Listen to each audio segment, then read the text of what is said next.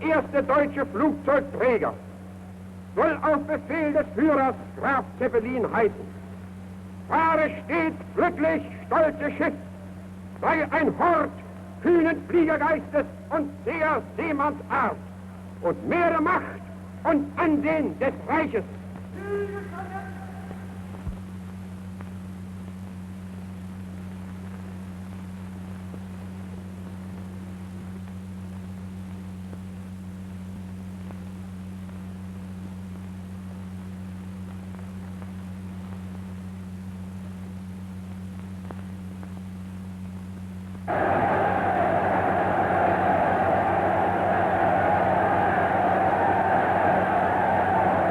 Ich will heute wieder ein Prophet sein.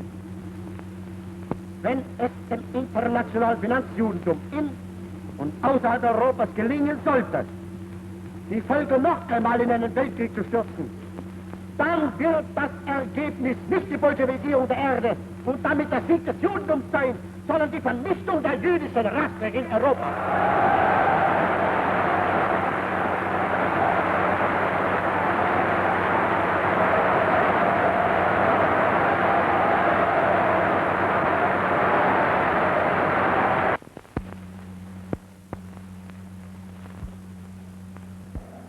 Als die Tschechoslowakei durch die Unabhängigkeitserklärung der Slowakei zu zerfallen drohte, legte Staatspräsident Hacha das Schicksal des tschechischen Volkes vertrauensvoll in die Hände des Führers.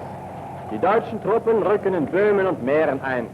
Trotz vereister Straßen und schwerster Schneestürme vollzieht sich der Einmarsch programmmäßig. Prag ist erreicht.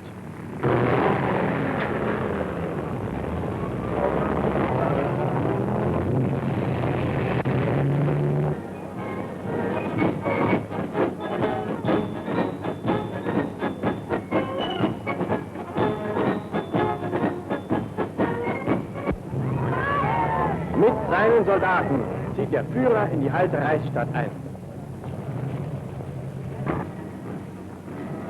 Auf der Kaiserburg grüßen ihn deutsche Studenten und die Vertreter der deutschen Volksgruppen.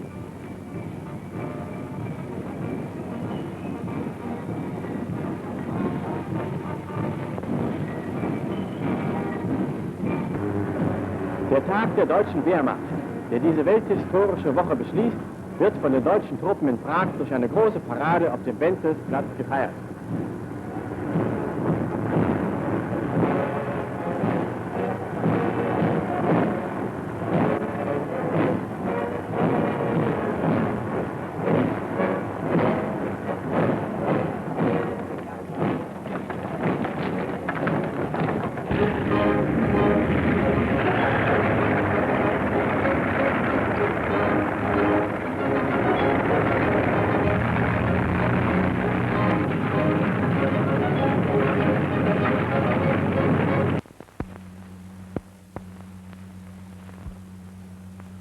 Das Memeland ist endlich frei. Nach 20 Jahren Leid und Not kehrt es nun heim ins Reich. Die litauischen Zollbeamten rücken ab. Das Grenztor auf der Tilsiter Brücke öffnet sich.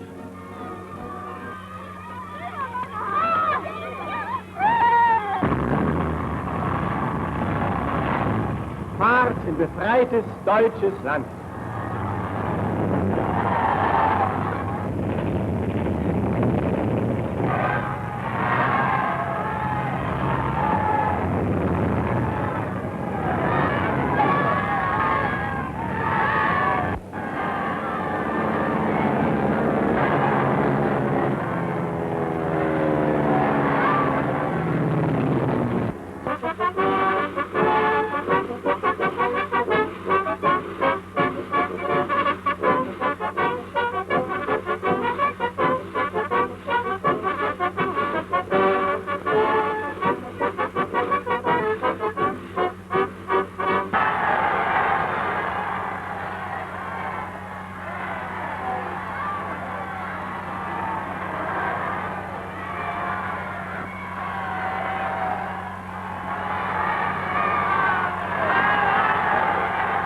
...150.000 Memeländer vereinigen sich im Dank an den Führer, der altes Unrecht wieder ein Recht verwandelte.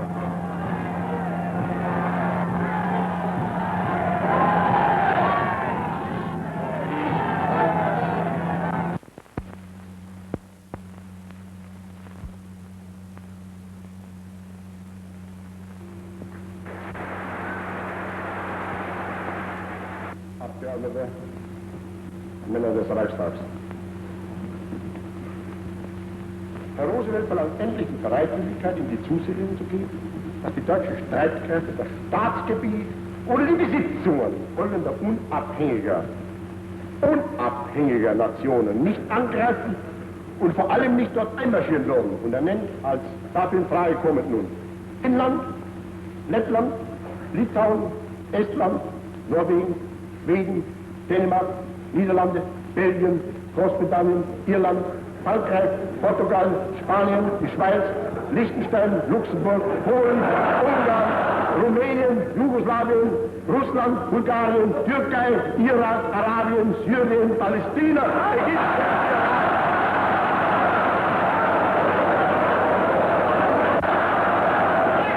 Meine Antwort.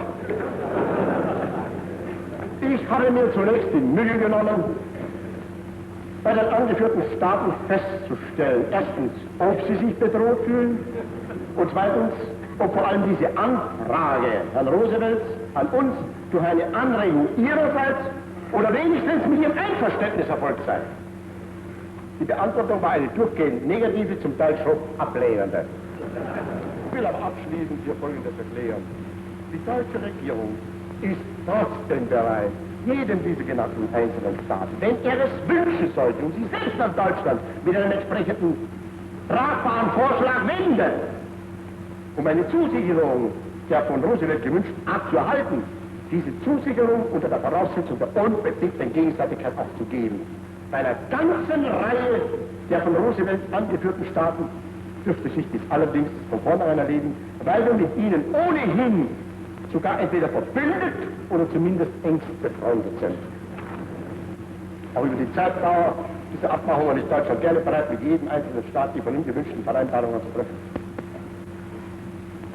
Ich möchte aber diese Gelegenheit nun doch nicht vorübergehen lassen, ohne dem Präsidenten der Nordamerikanischen Union vor allem eine Versicherung über die Gebiete abzugeben, die doch wohl in erster Linie für seine Besorgnis in Frage kämen, nämlich die Nordamerikanische Union selbst und die übrigen Staaten des amerikanischen Kontinents. Und hier erkläre ich feierlichst, dass alle irgendwie verbreitete Behauptungen über einen beabsichtigten deutschen Angriff oder Eingriff auf oder in amerikanische Gebiete plumper Schwindel oder grobe Unwahrheit sind, ganz abgesehen davon, dass solche Behauptungen übrigens auch vom militärischen Standpunkt aus nur einer albernen Fantasie entstammen können.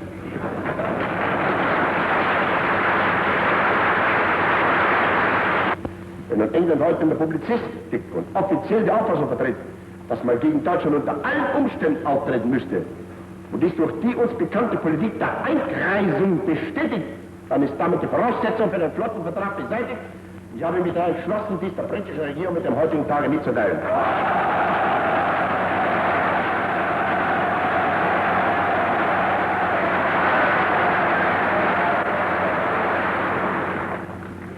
Es handelt sich dabei für uns nicht um eine materielle Angelegenheit.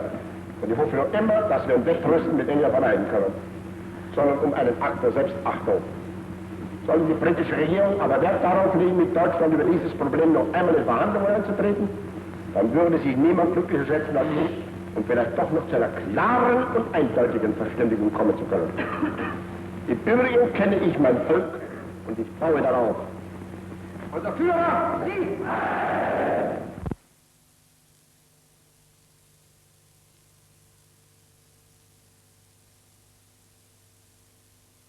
These pictures, filmed by the underground and smuggled to their government in exile in London, are the first scenes to be shown of the Warsaw Uprising. Germans bombed and shelled sections held by the Poles and finally were able to move tanks and heavy equipment into the recaptured city. The 2-month-long revolt was a bloody and heroic battle, and starving Poles stripped dead horses for food. Forced to capitulate when no help came, the Poles signed an armistice with the Nazis.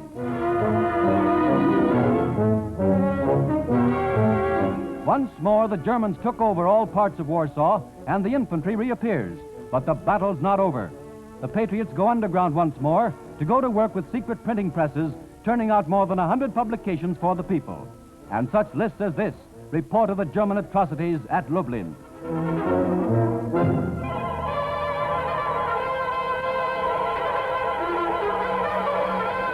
The Germans systematically reduced the Warsaw Ghetto to rubble, exterminating uncounted thousands.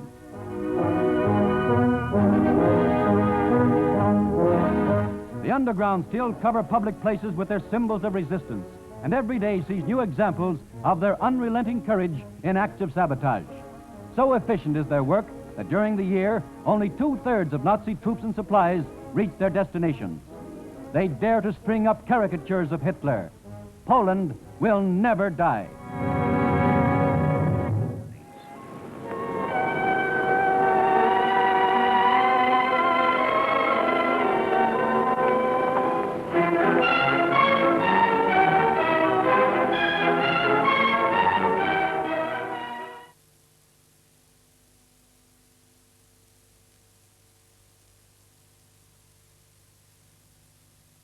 And their children would someday rule the world. But his wife, silly woman, still wondered where the next meal was coming from. Hans didn't like that kind of talk. It was dangerous. For that kind of talk, people should be put in jail.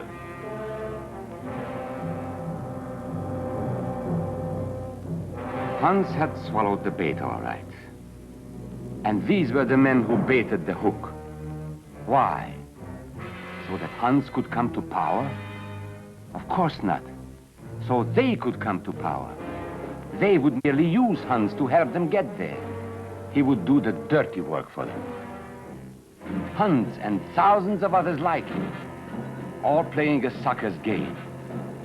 They gambled with other people's liberty, and of course they lost their own. A nation of suckers.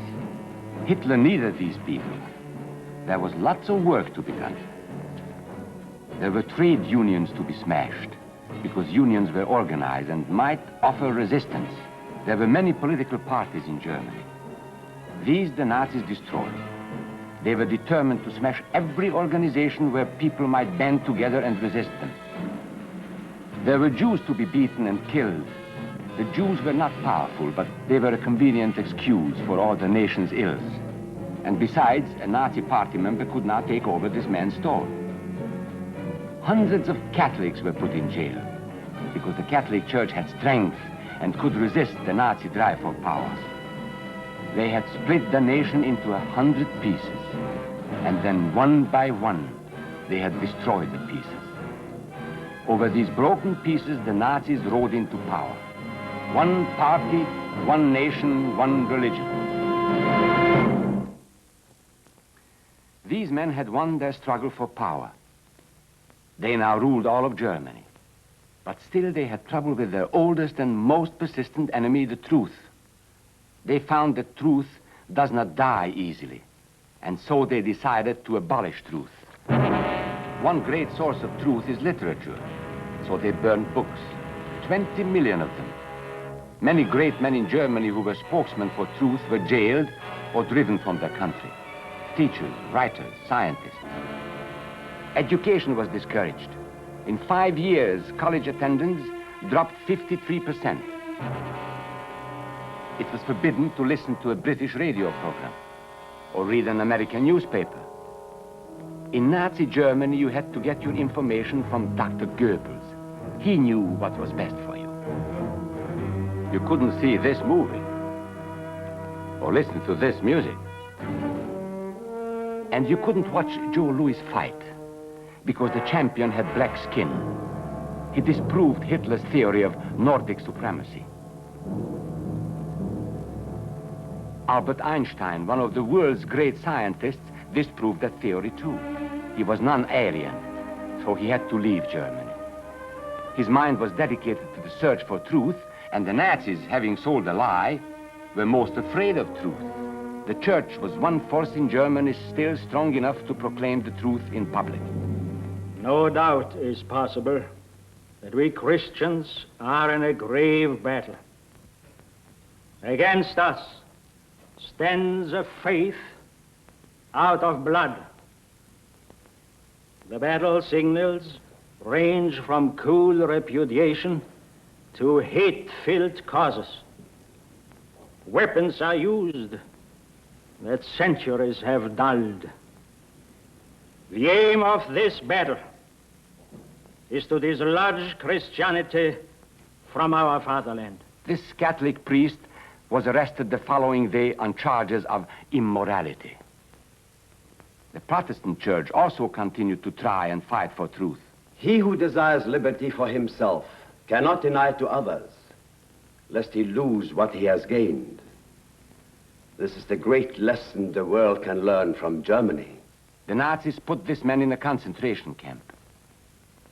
There were others who spoke for truth, and I am proud to say that educators were among them. And what, may I ask, is an Aryan? I don't know myself. But let us see what our present so-called authorities have to say about it. They say he is tall,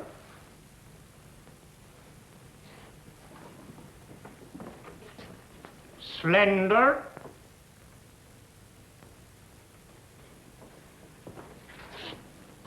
blue-eyed,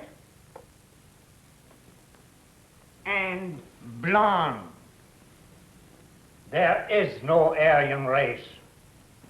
And more important, there is no master race.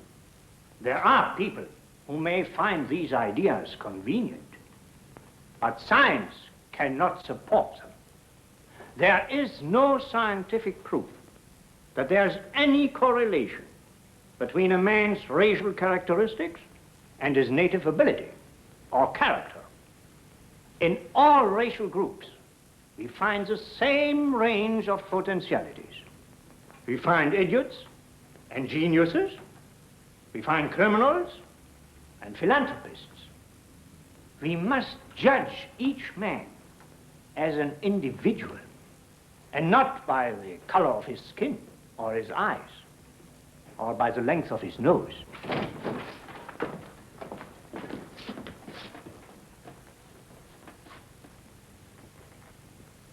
Come in, gentlemen. Make yourselves comfortable. There are many differences between individuals. We each have different capabilities, different backgrounds, different views about what's right and what's wrong. Like the difference between me and these gentlemen who have just arrived. But that is not the difference in race. It is a difference in the way we think. Remember that. And remember that there is no master race. That is a scientific truth. Anyone who tells you otherwise is lying.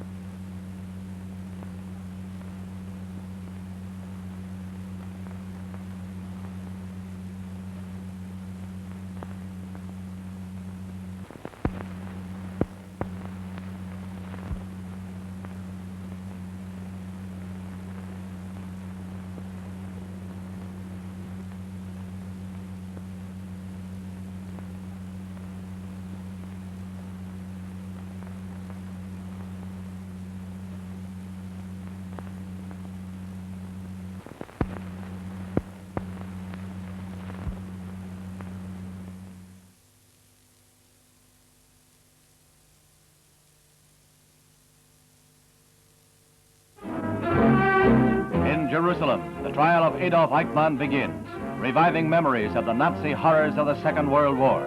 Entering the bulletproof prisoner's box is the man charged with the annihilation of millions of Jews in Nazi death camps.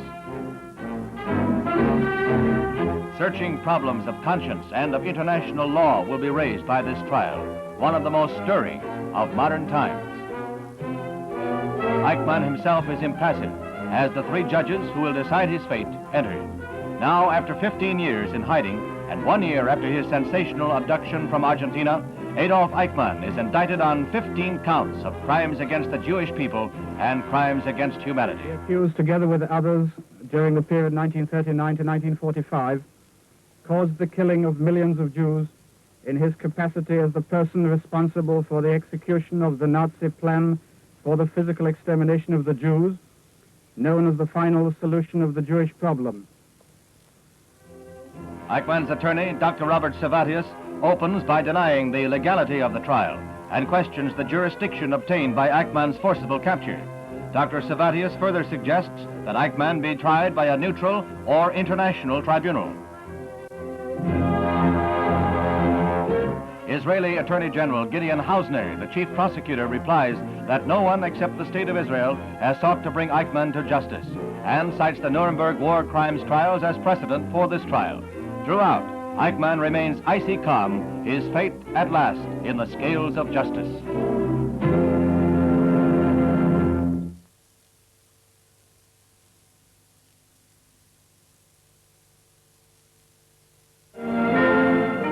The beginning of a pilgrimage into history. Pope Paul VI leaves Rome Airport on his precedent-shattering trip to the Holy Land. Even as he boards the plane, he creates a series of historical firsts. He is the first pope to fly, the first pope to leave Rome since 1809, and the first pope to visit the Holy Land in nearly 2,000 years. At the airport at Amman, Jordan's King Hussein becomes the first Arab ruler to receive a pope. The pontiff, a striking figure in white, seems to be a towering symbol of man's dream of the renewal of brotherhood among all sects and all races. The Muslim and the Catholic, the king and the pontiff, hands stretched across centuries of strife, clasped in the warmth of understanding and friendship.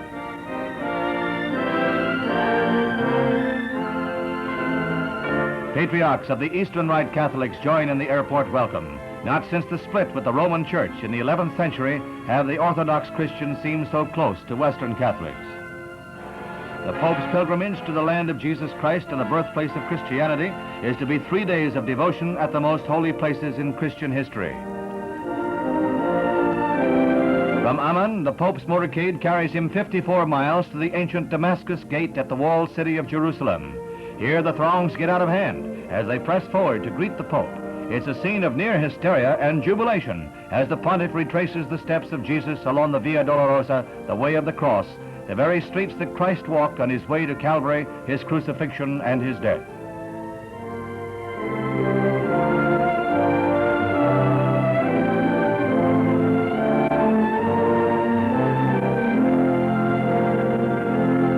Police are helpless. They can do little but slowly force a path through the crush as the Pope makes his way to the Church of the Holy Sepulchre. This church is built on the traditional site of Christ's tomb.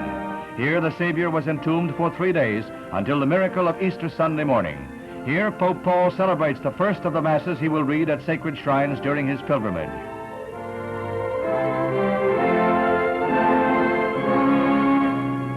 From Jordan, the Pope crosses into Israel to be greeted by President Belshazzar and other high Israeli dignitaries. The fortified boundary between Arab and Jew is breached for the Pope as he proceeds northward to Nazareth, where Jesus spent much of his early life.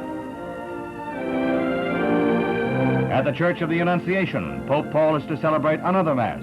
This church commemorates the biblical story of the angel announcing to Mary that she will become the mother of Jesus. The pontiff wished to say Mass in Nazareth because of its association with the Holy Family of Joseph, Mary, and Jesus. From Nazareth, the cortege travels through the cypress-lined fields of Galilee to Tiberias. Here there are many historic sites for the pontiff to visit, but he has not the time to see them all. He does reach Tabiga and a church that commemorates one of the most beloved of biblical stories, the miracle of the loaves and the fishes. This is the Church of the Multiplication. the Sea of Galilee, where Christ signaled out Peter to be the first of the apostles, the Peter who first occupied the throne that has now come down to Pope Paul VI. After leaving Galilee, the Pope met with Patriarch Athenagoras, leader of the Orthodox Rite. Thus, Pope Paul ended his journey as he had begun it, by again making history.